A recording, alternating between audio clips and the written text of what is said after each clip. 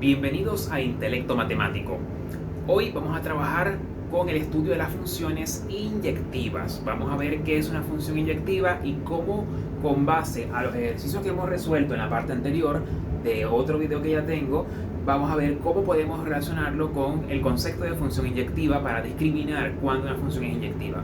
Por ejemplo, una función inyectiva es aquella función donde a elementos del conjunto del dominio le corresponde un único elemento diferente en el conjunto de llegada o en el rango, en este caso, donde, por ejemplo, vamos a trabajar con los diagramas sagitales nuevamente. Fíjense, aquí tenemos la primera función. Habíamos dicho que es una función y podemos notar que el 1 le corresponde 1, a 2, 4 y así sucesivamente.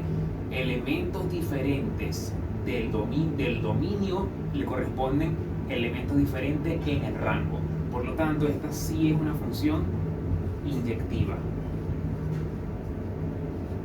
Recuerden, inyectiva o relación 1 a 1 es cuando hay una especie de relación biunívoca, es decir, donde a, por ejemplo, un país se le asocia una sola capital. No puede haber un país con dos capitales, siempre va a ser un país que se le asocie una región. Bien, en esta función podemos observar que tenemos el menos 2 asociada con un valor, el 2 asociado con un valor, menos 3 y 3 con un mismo valor. ¿Qué sucede aquí? Que tenemos que esta relación o esta función tiene que tener imágenes diferentes. Por ejemplo, si el menos 3 está con 9 y el 3 está con 6 y el 2 está con 4, por ejemplo, ahí yo diría que es inyectiva. Pero en este caso, dado de que ya hay mismas imágenes, o sea, diferentes valores en el dominio que le corresponden una misma asignación, ya me dice que no es inyectiva, no inyectiva, no inyectiva.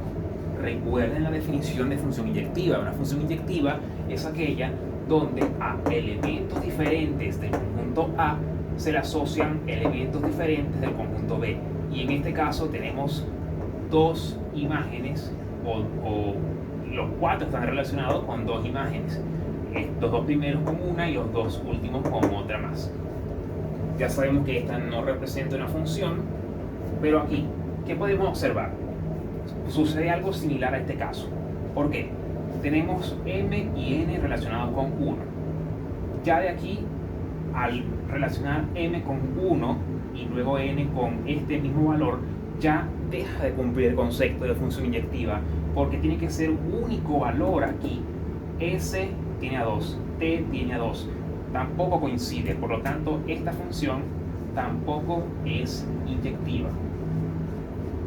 Hay una característica muy importante que en el caso de que las funciones sean inyectivas, si la vemos en la otra notación de función que vamos a ir introduciéndola, sería una f entre paréntesis con una variable y, por ejemplo, una relación entre la variable independiente, que es la x, y la variable dependiente, que es la y, donde a x se la asocia con el dominio de la función y a y se la asocia con el rango de la función o aquellos elementos que son imágenes.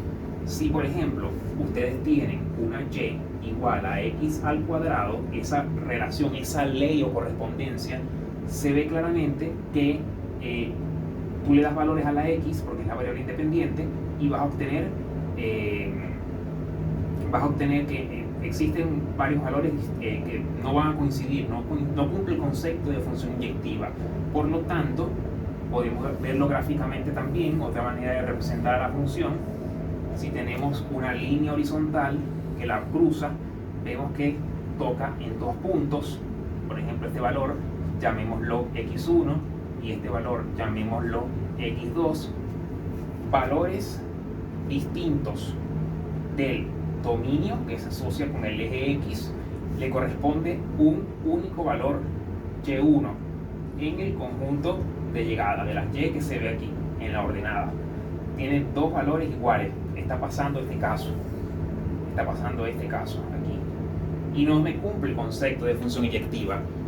Eso es lo que básicamente ocurre a nivel gráfico, a nivel funcional y a nivel sagital.